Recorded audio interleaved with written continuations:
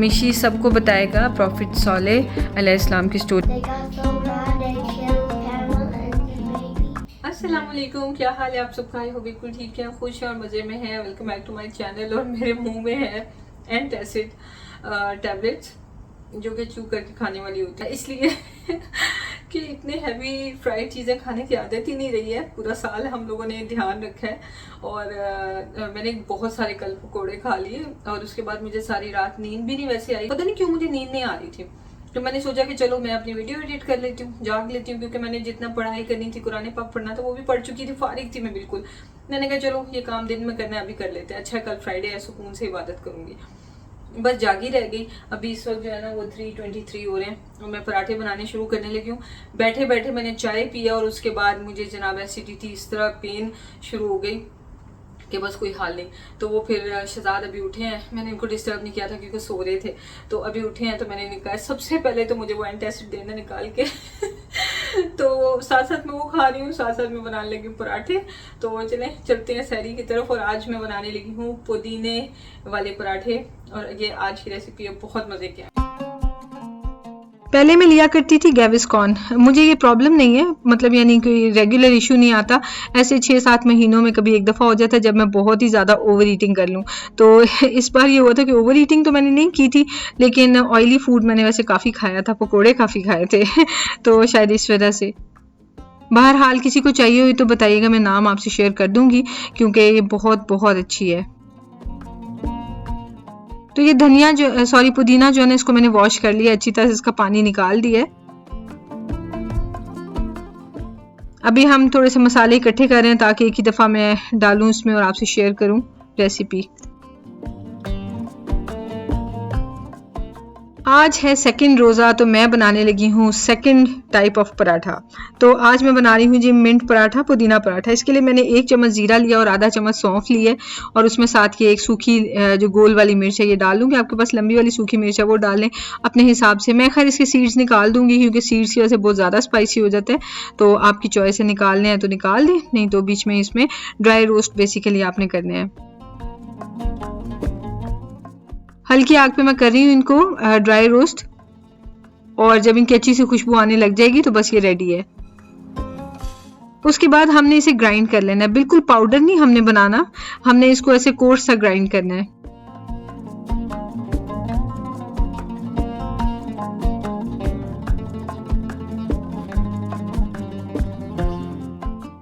ये देखें इस तरह का हमने ना पीस लेना है। उसके बाद अब इसमें जाएगा चाट मसाला। इंग्रेडिएंट और क्वांटिटी आपको डिस्क्रिप्शन बॉक्स में मिल जाएंगे, और साथ में ये नमक। सुबह सुबह टू स्पाइसी फूड खाने का तो दिल नहीं करता, लेकिन ये बिल्कुल बैलेंस से था। इसमें हल्की सी थोड़ी सी स्पाइस थी क्योंकि पुदीना है ना, तो उसके साथ स्पाइस अच्छी लगती है। तो बहुत मज़े के पराठे थे। अभी इसमें मैंने डाल दिया जो पुदीना वॉश किया था। पुदीना भी जितना बारीक सा पीस जाता है ना उतना ही पीसना है, इसकी पेस्ट नहीं हमने बनानी, ठीक है। तो इसलिए मैंने इसका पानी निचोड़ दिया था, क्योंकि पानी इसमें हो और साथ में इसको हम चॉप करेंगे ना तो पेस्ट टाइप ही बनेगी। तो अच्छी तरह से पानी इसका आपने निकाल देना है। उसके बाद मैंने तो आटा गूंद के रखा हुआ था, तो गूंदा हुआ आटा ले लिया और उसके अंदर मैं वो सारा मिक्सचर जो है ना वो मिक्स कर दूंगी नीडिंग करके। अगर आपके पास गूंदा हुआ आटा नहीं तो वो ज़्यादा अच्छी बात है, आप खुश्क आटा लें, उसके अंदर ये मिक्सचर डालें और साथ में पानी डाल डाल के गूंदते जाएं। लेकिन नो वरीज, अगर आपके पास इस तरह से गुंदा हुआ है तो वो भी सेम पर्पस हो जाएगा उससे भी पूरा। क्योंकि मेरा ये है कि मुझे आदत नहीं है ना कि रोज़ाना रोटी या पराठा वगैरह बनाऊं, तो फिर मेरे लिए मुश्किल होता है आटा बार बार गूंदना। तो एक ही बार 3-4 दिनों का मैंने गूंद के रखा हुआ है बस इसको भी मैं इस तरह से नीट करती जाऊंगी। नीट करने के बाद आपने इसे 10 मिनट के लिए पड़ा रहने देना है और उसके बाद फिर आपने पेड़े बना लेने और पराठे बनाने शुरू कर देने हैं।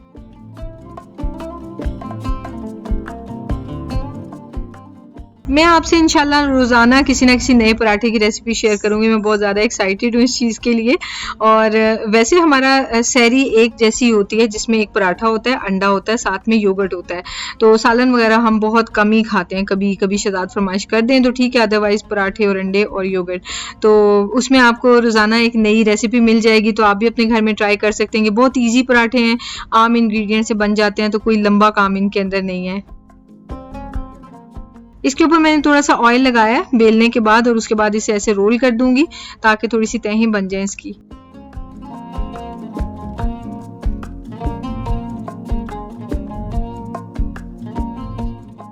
मैं चूँकि पराठे बना रही हूँ तो थोड़ा-थोड़ा ऑयल मैं लगाती जाऊँगी और पराठे बना लूँगी। अगर आप चाहें तो आप इसको रोटी की तरह भी खा सकते हैं, बहुत मज़े का बनता है।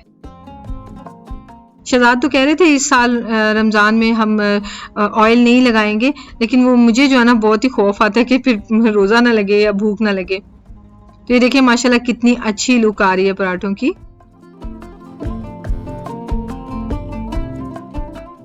अच्छा, नॉर्मली वैसे हम पराठे अंडे वगैरह नहीं खाते ना, तो हमारा एक ऐसे कह लें स्टेपल बन गया हुआ है कि रमज़ान में तो हमारे घर में पराठे और अंडे ही बनेंगे। चूँकि योगर्ट भी काफ़ी खाना होता है, तो इस वजह से एक-एक अंडा सबके लिए बनाती हूँ, वरना एक एडल्ट के लिए जो है ना 2 अंडे दिन में होने चाहिए।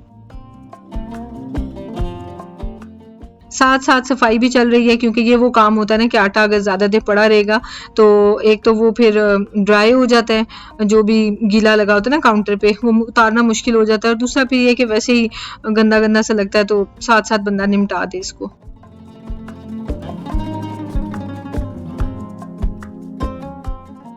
सहरी का ये टाइम बहुत अच्छा है और मैं तिहामी पे बहुत प्राउड हूँ कि तिहामी माशाल्लाह अभी तक उसने 2 रोज़े रखे हैं, और जब आप ये वीडियो देखेंगे 3rd रोज़ा होगा, वो भी माशाल्लाह उसने रखा है। अल्लाह ताला उसको इसी तरह हिम्मत दिए रखे। बस हम लोग कर लेंगे जी सहरी। और किसी ने कमेंट किया था कि अंडे और योगर्ट को इकट्ठे नहीं खाते हैं, तो नहीं, ऐसा बिल्कुल भी नहीं है। ये दोनों नेचुरल चीज़ें अल्लाह ताला की बनाई हुई, इनमें कोई नुकसान नहीं है। और दूसरी बात ये कि हमें लगता है कि हमारा ये जो मील है ना, हम इसीलिए सालन वगैरह नहीं बनाते कि मील कंप्लीट होता है, इसमें कोई ना कोई वेजिटेबल भी है, साथ में इसमें जो कार्ब की फॉर्म में जो है वो व्हीट फ्लावर है, फिर अंडा जो है वो प्रोटीन है, और साथ में जो योगर्ट है वो डेयरी है। तो एक कंप्लीट मील हो जाता है नाश्ते के टाइम पे और सहरी के टाइम पे ना। तो यही वजह होती है कि वेट गेन नहीं होता, कि कंप्लीट मील आप ले लेते हैं ना, नहीं तो 2-2 पराठे खाने पड़े अगर सिर्फ पराठा खा रहे हैं तो, या सालन से खा रहे हैं तो। वो अंडे से खाते हैं, एक तो हैवी हो जाता है, योगर्ट और हैवी, तो एक पराठे से पेट भर जाता है।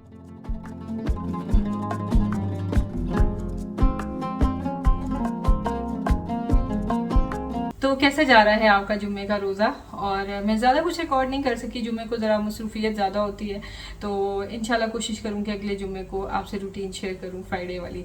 तो बस अभी मैंने असर की भी नमाज़ पढ़ ली है, थोड़ी देर बाद मैं जाऊँगी किचन में और मैं अफ्तारी की तैयारी स्टार्ट करूँगी। बस जो मेरे पास थोड़ा सा टाइम है उसमें भी मैं बैठ के तो कुरान पाक पढ़ लूँगी। मैं ज़्यादातर ना अपने फ़ोन पर पढ़ती हूँ, क्योंकि मैंने अपना ये 3rd सिपारा ख़त्म करना है, और ये मैं 3rd सिपारे पे पहुँच गई हूँ, और इंशाल्लाह आज ही ख़त्म करूँ, कोशिश करूँगी 4th भी आज ही ख़त्म कर लूँ, क्योंकि आगे कई दिन फिर ऐसे होते हैं ना कि उसमें कभी बंदा नहीं भी पढ़ सकता। मेरी कोशिश होती है कि मैं एक ज़रूर फिनिश करूँ। कई लोगों की माशाल्लाह इतनी अच्छी स्पीड होती है जो 2-2 3-3 बार भी कुरान पाक ख़त्म कर लेते हैं। तो लेकिन मेरी जो है ना, मेरे से आप इंग्लिश पढ़ा लें, उर्दू पढ़ा लें, अरबिक पढ़ा लें, मैं स्लोएस्ट एवर हूँ। बल्कि जब मैं स्कूल जाती होती थी ना, उस वक्त मैं क्या करती थी कि जो पैराग्राफ मेरी बारी आनी होती है, रीडिंग सब कर रहे हैं बच्चे, जब मेरी टर्न आनी उससे पहले पहले उस पैराग्राफ को मैं 1-2 दफ़ा पढ़ लेती थी कि मैं स्लो ना पढ़ूँ। मेरा ये हाल है। तो खैर, और ना सबसे ज़्यादा मज़ा भी फिर ये आता है कि ये जो ये है ना, मुस्लिम प्रो ऐप का नाम है, मैं आपको दिखाती हूँ। ये वाली ऐप है मुस्लिम प्रो, ठीक है। तो इसमें क्या होता है कि इसमें आप साथ साथ कुरान पाक को की तिलावत को भी सुन सकते हैं, साथ साथ तिलावत चल रही है और आप साथ साथ पढ़ रहे हैं। अच्छा, कई बार तिलावत जाहिर है क्योंकि वो किरत है तो काफ़ी स्लो होती है, तो उसमें आप उसकी स्पीड भी बढ़ा सकते हैं, 1.5-2 कर सकते हैं स्पीड। उस काम का जो सुरूर है ना कि तिलावत के साथ साथ आप पढ़ रहे हैं, उसकी क्या ही बात है, मतलब कुरान पाक पढ़ने का मज़ा डबल हो जाता है। तो बहरहाल इस बार मेरी कोशिश ये भी होगी कि मैं ज़्यादा से ज़्यादा कुरान पाक को तर्जुमे से भी पढूं और उसको अंडरस्टैंड करने की भी कोशिश करूं। और ना मेरा प्लान ये बन रहा था इबादतों वगैरह, मतलब जो तस्बीहात वगैरह ना, कि मतलब डेली ये होता है हमेशा से जो मैं करती हूँ कि हर तरह की तस्बीह डेली करने की कोशिश करती हूँ। जैसे कि जो पहले अशरे की दुआ है, फिर ये कि दुरूद शरीफ है, और वैसे जो सुबहान अल्लाह, अल्हम्दुलिल्लाह, अल्लाहु अकबर, ला हौला वला कुव्वता इल्ला बिल्लाह, इस तरह की जो भी तस्बीहात है ना, वो एक ही दफ़ा मैं सारी पढ़ती रहती हूँ। अब मैं सोच रही हूँ कि बस 30 टाइम्स या 20 टाइम्स पढ़ लिया करूँ, लेकिन एक कोई तस्बीह ऐसी रखूँ जिसको मैं पूरा दिन नॉन स्टॉप वेद करती रहूँ। कोई भी काम कर रही हूँ, कुछ भी कर रही हूँ, मैं नॉन स्टॉप बगैर काउंट किए ना, बस मैं पढ़े जाऊँ। हाँ, कई दफ़ा मैंने वो तस्बीह काउंटर जो है वो पहना होता है, उससे भी मज़ा आता है, लेकिन मैंने ये प्लान किया है इस दफ़ा। तो उसमें क्या होगा कि हर तरह की तस्बीह डेली तो थोड़ी थोड़ी तो मैं पढ़ ही लूँगी, लेकिन उसके बाद एक तस्बीह पे फोकस होगा, तो मुझे बड़ा खुशी होगी कि हाँ, मैंने इसको बहुत ज़्यादा दफ़ा पढ़ा है। ये है मुस्लिम प्रो की ऐप, ठीक है। तो इस ऐप को मैं यूज़ करती हूँ कुरान पाक पढ़ने के लिए और बड़ा ही मज़ा आता है क्योंकि इसमें तिलावत के साथ पढ़ सकते हैं, स्पीड भी कम ज़्यादा कर सकते हैं आप। तो ये 2 डेज़ फास्टेड ये मैंने एंटर कर दिए हैं और अभी तक मैंने नमाज़ें एंटर नहीं की। सो मैंने फजर पढ़ ली है, ज़ोहर पढ़ लिया है, असर पढ़ लिया अल्हम्दुलिल्लाह।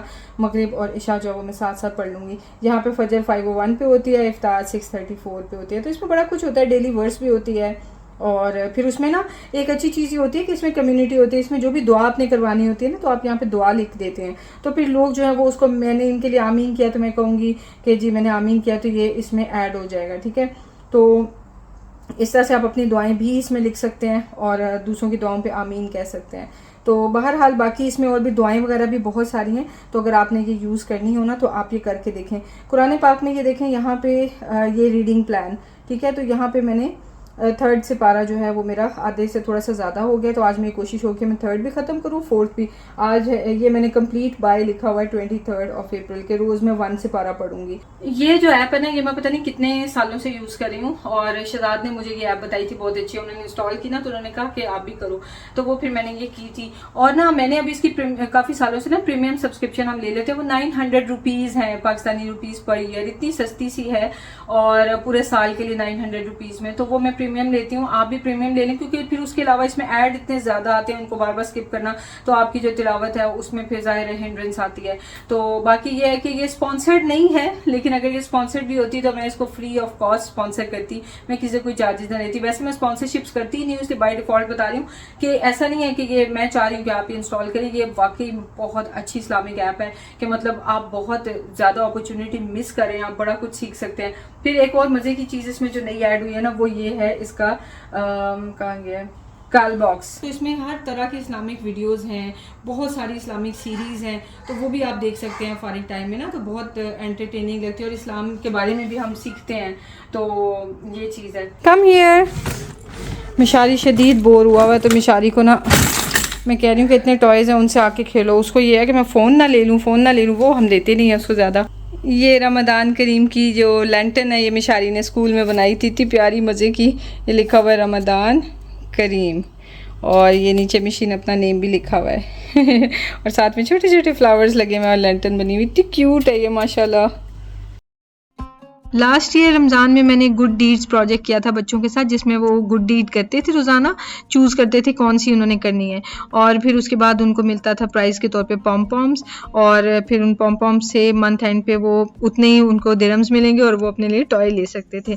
तो वो एक्टिविटी काफ़ी सक्सेसफुल रही थी, अच्छी रही थी। इस बार मैं चाही थी कि बच्चों को थोड़ा इस्लामिक नॉलेज भी मिले, तो मैंने ये चैनल मुझे मिला है इकरा कार्टून नेटवर्क। इस पर सारे प्रॉफिट्स की स्टोरीज़ हैं, प्रॉफिट मोहम्मद सल्लल्लाहु अलैहि वसल्लम की लाइफ पे भी पूरी स्टोरी है। तो ये कार्टून फॉर्म में बनाए हुए हैं, लेकिन जो प्रॉफिट्स हैं उनको ब्लर किया हुआ है। तो बहुत अच्छा ये तरीका है बच्चों को और सिखाने का, और सारी एक्यूरेट स्टोरीज हैं। तो मैं मिशारी को दिखाती हूँ, तिहामी को, और नेक्स्ट डे मैं पूछती हूँ कि प्रॉफिट की क्या स्टोरी थी। तो ये देखें, बच्चों को फिर याद हुई होती है। अभी मिशारी का मैं आपको दिखाती हूँ।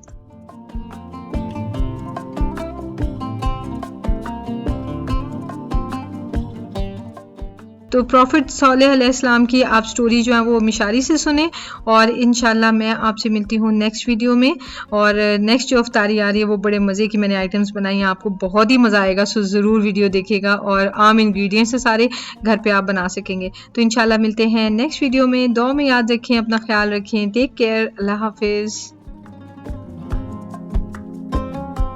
मिशी सबको बताएगा प्रॉफिट सॉलेह अलैहिस्सलाम की स्टोरी में क्या हुआ था। ओके मिशी, तय बेटा आप बीच में जो है वो उसको बता देना, ठीक है? जो yes.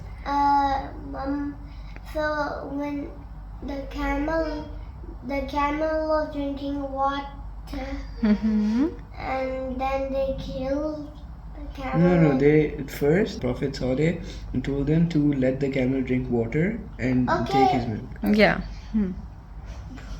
Prophet Saleh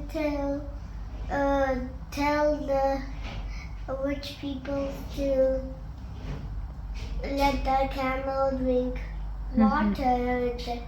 They got so mad they killed the camel and the baby. First their faces turned yellow, red. Second day red and third day black. Yeah. Black. Yeah. And they think their houses was strong, but when it was raining thunderstorms, strong thunderstorm, then it killed all of the people. The sound was so loud. The sound was The so sound loud, killed, the yeah. sound was really loud, and the siren hit. Yes, they all died. I Good thought job. I said that. Yeah, good job, Mishu. Don't put another story. Okay. مولاي صل وسلم